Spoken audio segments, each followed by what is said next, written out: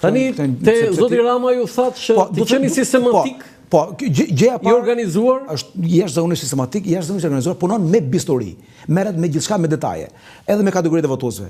Pensionistët, të rinjt, studentët, gratë, vajzat, ku diun. E ke takuar ndonjë zotin Rama? Jo, kam qenë në një studio imi Shkëmbyer, nuk e kam takuar, por të them një gjë, po e them personale. Po. Kam një gënjim, le të themi, pozitiv në një farë mënyre. Unë kam patur shumë frikë zotin Rama, në kuptimin që ky njeri përfaqëson një vlerë politike ose mendim politik ultraliberal edhe shumë të keq për pikpamjet e mia dhe do ta bëj Shqipërinë një vend të tmerrshëm dhe mirë po me shkak të propagandës doj popullit do jetë vështirë ta mundim. Këtë mendim e kam patur në vitin 1990 kur ai bëri refleksionet me të ndjerën Erden Klosi. Jam shqetësuar shumë, por shumë fare kur e kam dëgjuar. Refleksionet në Thënjishin. Në Thënjishin, me Erden Klosin edhe në 10-ën fare. Apo u botun i kam lexuar ato më vonë, i kam lexuar kur kam qenë student ato edhe jam shqetësuar shumë nga ato pikpamja dhe kam thënë jo, inshallah ky njeri nuk vjen herën pushtet. Sepse do jetë shumë kanë atëherë? Po. Edhe kam patur një lloj kështu fobie ndaj zotit Rama, u bë ministër kulture, kam parë me shumë rësi, u bë kryetar bashkie në vitin 2000, gjithmonë mirë, po sot nuk e kam këtë, sepse e para punës mendoj që populli nuk e do më. Pra nuk është gjëja e parë ka ndodhur. Populli e do se populli ka votuar. Nëse, po u them, kur populli e do e ka votuar sepse kundërshtarët janë më dobët, po me kundërshtar të mirë populli kur fiton, dakor. Por kam patur frikë që e ke pasur frikë? Je i pari njeri që e thua publikisht që kam pas frikë Rama. Po, sepse thosha do rri nuk do shkulet, edhe doj popullin, sepse do ta parashikuar. Sepse do ta bëj popullin si vetë e vet. Këtë frikë kam pasur. Pra do na bëj. Jo, prit tani se pra do na bëj Shqipërinë ultraliberale. Më trullose këtu tani. Do të thënë ti ke pasur frikë se Edi Rama do bënte popullin për vete dhe populli do bëhej si Edi Rama? Po në një farë mënyre. E kam pasur frikë, sepse unë mendoj që Rama ishte një ultraliberal që do promovonte vlerat më të këqija të mundshme kulturore njerëzore. Po pas ka shkar populli pse? Por mendoj që sipas te, jo, mendoj që vitet kanë bërë gjëra vetë. Rama mendoj nuk është ai që ka qenë atyre viteve të refleksione, dhe është një Ram komplet tjetër, sigurisht që kanë kaluar 40 vite gati. Edhe dua të vlerësoj tek Rama, dua ta them të gjë publikisht të më shaj kushdo. Parasysh që Rama mund të jetë njëri, më thoni sa shumë i keq, i poshtë, më i llahtar që në botë po doni juve. Ai sa i përket qëndrimit ndaj lirisë fetare ka qenë shumë korrekt, me të gjitha liritë e besimit, me të gjitha aspektet edhe me të gjitha besimet, edhe unë për këtë gjë e çmoj pavarësisht ai mund ta bëj për interesa politike, nuk i hyj fare, nuk gjykoj zemrat e njerëzve. Po s'besoj ta bëj për interesa politike. Pra, kjo është gjë sepse unë kam pasur frikë që ai njeri ka menduar unë dikur, po do bëj 90 zeza që ta shkatërroj fare fen dhe lirinë e besimit në Shqipëri, ai nuk e ka bërë këtë gjë. Kjo ka qenë frika ime pra. E para dhe e dyta. E dini ju që njëra është i vet, po. Edhe e dyta, ka pasur frikë ai do shtoj përpara me shumë forcë agjendën LGBT. Unë kam qenë njëri i angazhuar. Jo kundër, se nuk do të them kështu, po kam përkthyer libra për ta studiuar, ta njohur dhe jam i konservator dhe jam munduar të flas që këto janë gjëra shumë të tjera për Shqipërinë, kudo që të jetë në botë, jo vetëm për ne. Dhe kam pasur frikë Rama do të shkruaj para, por Rama për fat der zoti që nuk e ka bërë të gjë, por ose Rama në një farë mënyrë është sjell si konservator në një mënyrë. Kjo e lirisë fetare Rama pra në këtë aspekt unë kam vlerësim për mënyrën se Rama është i vetmi nga 33 kryeministrat që është katolik i pagëzuar. Po, dakord, po në ato vite kur unë kam lexuar refleksionet, ai unë nuk e dija që nuk e shfaq. Shiko, edhe unë kam patur këtë mendim. Sepse traditën ai e kishte edhe ortodokse, edhe musliman. Jo, po edhe mënyra si jeton dhe me sjellje. Shiko, kisha dhënë kokën ato, po themi zhurmat e kohës. Bëhet vitet 90, unë isha student, ose sa u bëra ministri kulture, isha indikuar nga fakti që po na vjen dikush që do na prish Shqipërinë dhe shkurt muhabeti. Pra nuk është i djathtë, jo vetëm që është i majt, por është ultraliberal, është kështu, se fakti edhe ishte. Edhe mënyra si erdhi, gjësi, veshja, sjellja, ku diun, ka pasur kështu çapet e kuqe dhe po unë mendoja këtë gjë që populli do e doj shumë, sepse ky është i popull që vjen nga komunizmi, mendoja unë trushpar, që në fakt populli është popull i mirë, dhe kam lëshuar dhe unë, si më thënë vetë mendimet e mia për këto gjëra. Edhe sot them që Rama është një njeri me mendësi totalitare, po qeverisë në mënyrë dramatikisht keqe Shqipërinë, shumë keqe, tmerrsisht keqe, por është shumë sistemik në mënyrën si bë politikë, dhe kjo i jep avantazh atij personalisht, por jo Shqipërisë, por Shqipëria ka një gjë të vogël nga Rama, në gjykimin tim, që ai të paktën të kolonën lirinë fetare dhe çështjen e agjencës LGBT nuk është më parë lirinë fetare po e mbron. Në këtë sens kam një lloj si u përgjigjesh atyre që thonë që është faji popullit, dhe prek pak më lart, po është faji popullit dhe kjo më kujton atë teorinë e Bertolt Brechtit, i cili thotë të ndrojmë popullin. Domethënë, në Partinë Demokratike sot ka disa eksponent, besoj ke dëgjuar, që thonë që fajtor që Rama është tani në pushtet, është masa e madhe e popullit që e voton atë për interes. E ke dëgjuar? Kjo është gjëja më e pamoralshme, se e papranueshme është fjalë e vogël. Të fajsosh popullin, të thush që populli është i keq prandaj po fiton Rama, është e pamoralshme. E para populli është në punë vet, është në hallët e veta, me zi jeton, me zi punon, man familjet, man shtëpinë, shko atje, shko këtu, emigron, vjen ikën ku diun, edhe ditën e shkon e voton, edhe ti nuk ke asnjë drejt. Është e pamoralshme të thush që ky e ka fajin. E para, e dyta, kjo dëshmon edhe pafuqinë totale tënde për pranon një përgjegjësi. Ky është mekanizëm defensiv freudian mbrojtës që e përdor ti për të mos pranuar përgjegjësitë tuaja. Njihet si mekanizëm defensiv fajsimi tjetrit ose projektimi i fajit tek tjetri. Pra, popullin mund ta kritikojë një sociolog, mund ta kritikojë një hoxh, mund ta kritikojë një prift, por kur një politikan. Kur një politikan. Edhe një gazetar mund ta kritikojë popullin. Ndoshta thotë që populli nuk po merr vendimin e duhur, një politikan kur. Si ka votuar populli shqiptar? Ka votuar drejt në këto 11 zgjedhje? Po, për mua po. Në këto 11 zgjedhje ka votuar drejt? Gjithmonë. Gjithmonë? Po. Populli nuk, unë hyj tek ata që nuk mendoj që populli ka gabuar. Popullit mund gabojnë, por në këtë vit populli nuk besoj. Popullit kanë gabuar, po jo populli jonë në rast. Thashë herë, popullit mund të bien moralisht, mund të rënohen, mund të shkatërrohen, popullit kanë zgjedhur dhe Gomorrën. Populli është ai që zgjodhi Gomorrën. Nuk janë shqiptarët në të gjendje. Populli është ai që kryqëzoi Isajin ose Krishtin. Populli është ai që përzori Muhamedit, që e rana dhe populli. Jezu Krishti po të jeton në Shqipëri do kryqëzoj, bërej një pyetje jashtë komplet skenare. Jo, më mundon mua kjo pyetje, edhe unë kështu më. Nuk e besoj. Nuk e besoj. Nuk janë popull i keq shqiptar, janë popull i mirë. Kur nuk do ta kishin kryqëzuar? Shqiptarët nuk janë popull i keq. Shqiptarët janë popull i mirë dhe edhe i dhëmshur. Kanë probleme se vinë nga situata vështira, po. Çfarë pritshmërie ke në këto 4 vite të qeverisjes së zotit Rama? Me thënë të drejtën, kam vetëm një shpresë që reforma në drejtësi dhe SPAK-u do shërbej si një lloj motori që qeverinë ta mbaj pak të trembur në frikë, edhe të mund ta atë vektorin e politikës vendit tonë të mund ta orientojë sado pak. Nuk kam shpresë tjetër. Sepse thashë Shqipëria është në situatë të depolitizuar. Qeveria dhe kryeministri Rama nuk mund të humbi zgjedhjet dhe Partia Demokratike nuk mund të fitojë zgjedhjet. Në këto kushte, secila prej palëve nuk jep llogari, sepse politika në fund fare është llogaridhënie. A jep ti llogari për ato që bën apo jo? Se ti edhe si studiues dhe unë këtë pyetje bëj shpesh, po je njeriu më kompetent.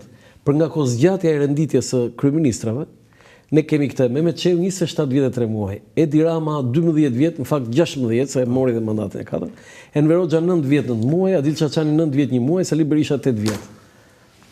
Një nga njerëzit kompetent që mund të japi përgjigje kësaj renditje, sepse kjo do të thënë shumë. Kryeministri Rama, dhe ta them unë toll fare këtë më bëhet se mendoj unë domethënë. Kryeministri Rama ka përdorur fuqinë e madhe elektorale të Partisë Socialiste, ka arritur që me mënyrën e vet jashtëzakonisht sistematike të punuarit, këtë fuqi ta bëj të mundur që të jap fitore në zgjedhje më shumë se sa që dha Nanos dhe Metës apo të tjerëve. Pra, fuqinë e posaçërisht, fuqi shumë e madhe elektorale në Shqipëri, ky i ka shtuar edhe të punuarit e vetë në mënyrë shumë sistematike. Shka, kryeministri Rama është njëri që ka sjellë konsulent huaj që në vitin 2000, është njëri që punon me sondazhe edhe me pollstera në mënyrë permanente të vazhdueshme, është njëri që orkestron dhe dirigon. Por PD-i thot njëri këto? Disa i din, disa nuk i din atë, po PD-ja nuk merret. Sepse kur kur ti bëni betejë, ti do njohësh kundërshtarin. Shka, unë këto gjëra. Dhe kjo që thua ti, këto janë të sakta. Roland, unë këto gjëra kur kam patur mundësi, kam biseduar me zotin Luzin Bashkë disa herë, por kam vënë re që ai vlerësonte si gjëra, po nuk është se punonte që ti rregullonte. Ndoshta ishte edhe e pamundur, nuk di çfarë të them, po sepse Partia Demokratike është ka problem kulturor. Është ka problem kulturor, pikë mohabeti. Duhet ndryshoj kulturalisht. Këto janë detaje pastaj.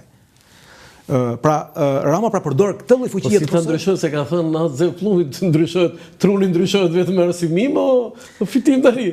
Shiko, është e mundshme, shiko. Ai ka folur për trunin e popullit, dakord jam, po. Po pra, edhe populli PD-s po them. Ja, një parti, po shiko, po të ndryshoj 2-3 mijë veta në PD, pra kryesia, këshilli kombëtar, kuvendi kombëtar, ata, mi pa, ata 2-3 mijë veta që janë lidha partisë, ata nuk janë. Do të thënë nga gjithë ta vetëm Edi Rama përmendë. Për mua, thash dhe herë, Rama ka arritur që me anë të asaj lloj mënyre të punori shumë sistematike dhe shumë profesionale. Për mua është gjë të përshirë keqe sepse i jep pushtet njeriu që e qeverisë keq Shqipërinë, por ai nga i pamja e mënyrës si më politikën për të marrë pushtetin është politikani më, shiko, nuk e kuqëlloj në një bisedë, në një debat dhe thashë Nano ishte njëri gjys kaotik, jo sistemik, jo i përkushtuar në dhe jo i përqendruar me bisturinë dorë në punë. Edhe prandaj Raku dha nga pushteti. Rama është komplet i gjë tjetër. Është komplet i gjë tjetër.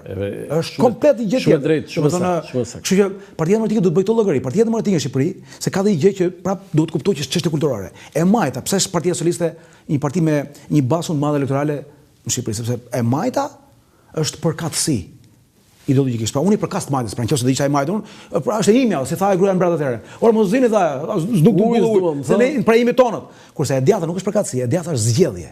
Kështu është që në ditën e parë kur është kryer djatha që në kohën e revolucionit francez. Pra njerëzit zgjedhin të jenë djathtë, pra zgjedhin të mirën përballë të keqes. Po që e keqja e djatha, zvi fare më vëlla, rrin në shtëpi ose votoj të kundër. I Majti nuk voton kundër partisë vet.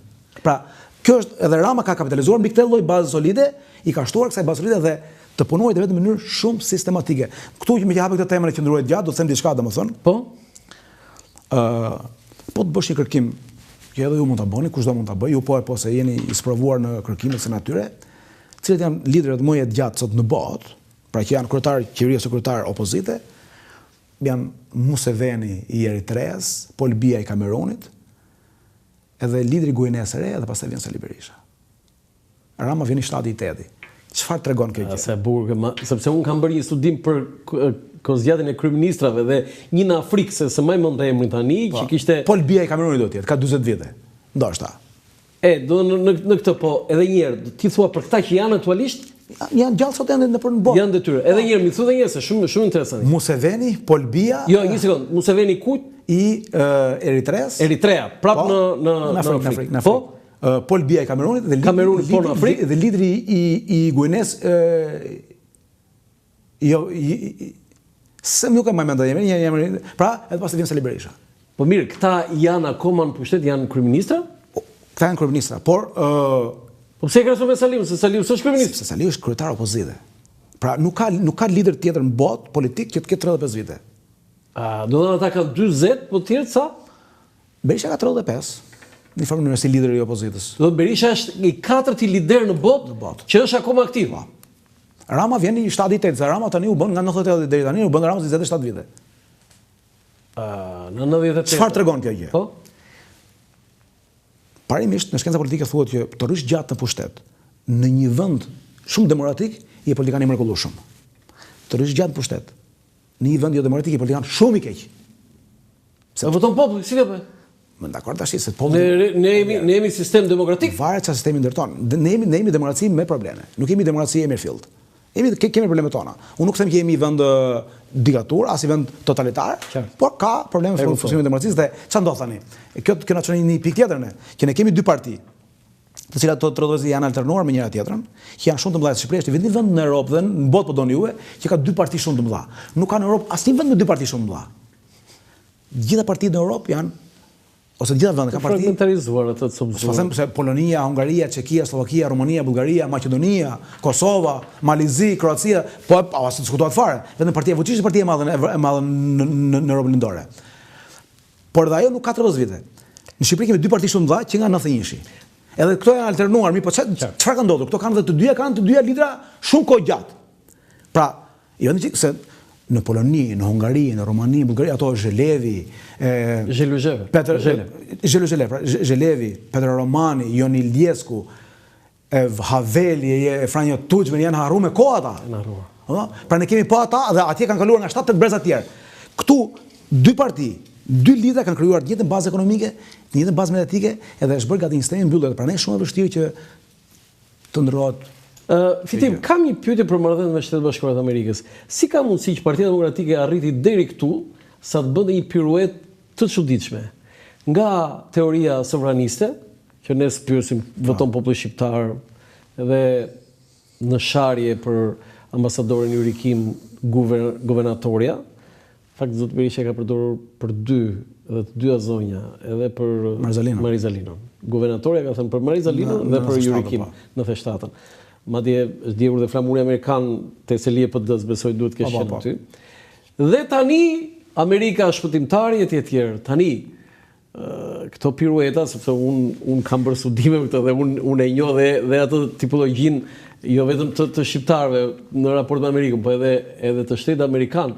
Tani, çfarë ka ndodhur aty? Ore, ka ndonjëherë aty që i shkundet, ore, si mund të shahet Amerika?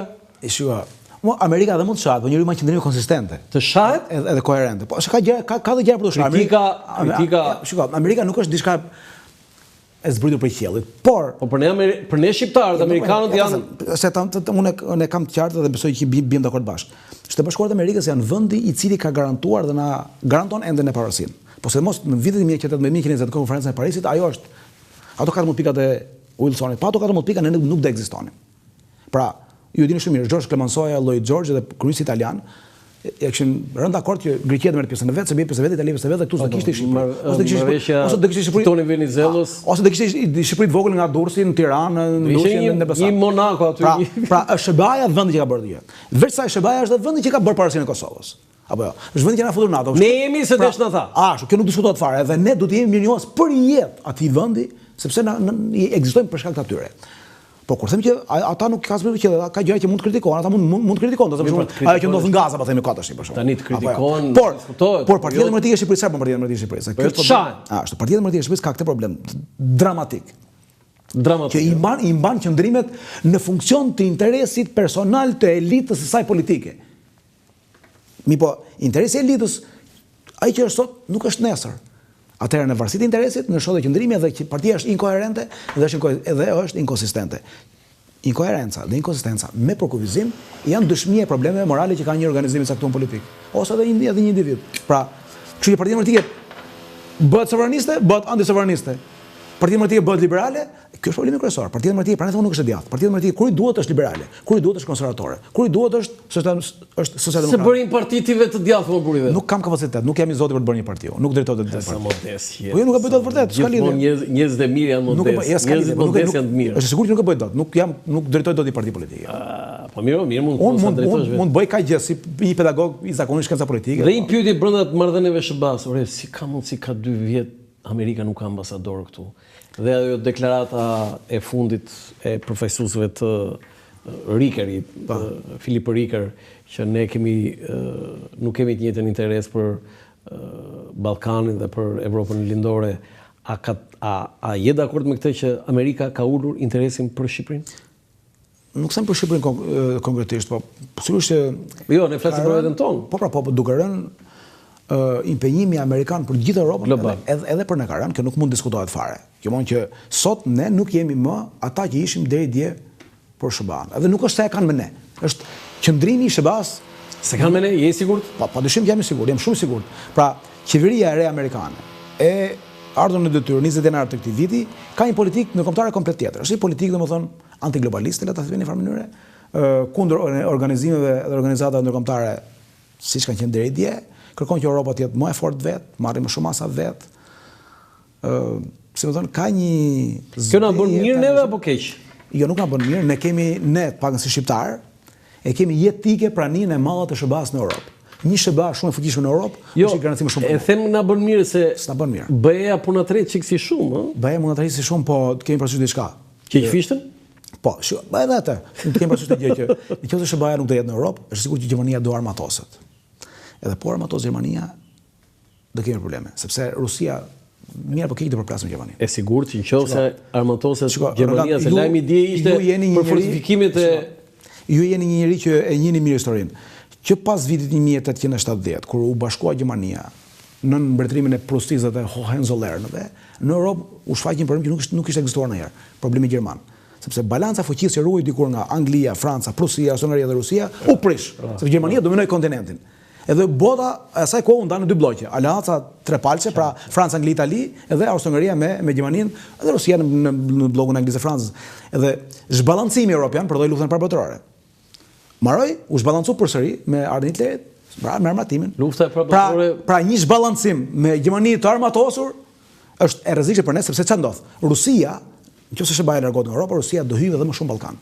Rusia ka qenë në Ballkan shumë e fuqishme, ne e dimë, në vitet e posot Kongresit Berlinit, Traktatit Shënsefanit, ajo i ka bërë gjëmat në Ballkan. Rusia ka ndaj ne shqiptarëve. Serbi ka bërë mirë. Si e thonë që Lenini na shpëtoi ne, bëri publik traktatin? Atë budalliqet tash. Jo, duhet të shpjeguar kjo se ka ngelur në histori. E hapi këtë më betë, më thënë. Lenini denoncoi atë UQQ Traktatin e Fshetit Londrës në vitin 1915. Por para një nuk i denoncoi Lenini, po ishte në gazetë ajo një herë që doli. Po këta e identifikojnë me Leninin si zëri popullit me Meroxh. Duhet me mbrojtë atë gjë. Lenini në brenda pikpamjes së vet komuniste bolshevike, duke qenë se ishte fliste kundër imperializmit botëror, apo jo, kundër pushtimit vendeve, nxori parimin e vetvendosjes. Jo është parimi i drejtë, po fakti që ka drejtë për këtë parim. Wilsoni atë vetvendosjes? Ashtu. Pra, ky është parimi i drejtë. Jo, dhe kjo nuk e bën Lenini burr të mirë, apo jo. Asnjëri që po na brondën e shqiptarët. Është një parim që ai e ndoqi brenda një filozofie të caktuar, e cila ka 135.000 gjona të këqija. Po nuk e zbatoi pas.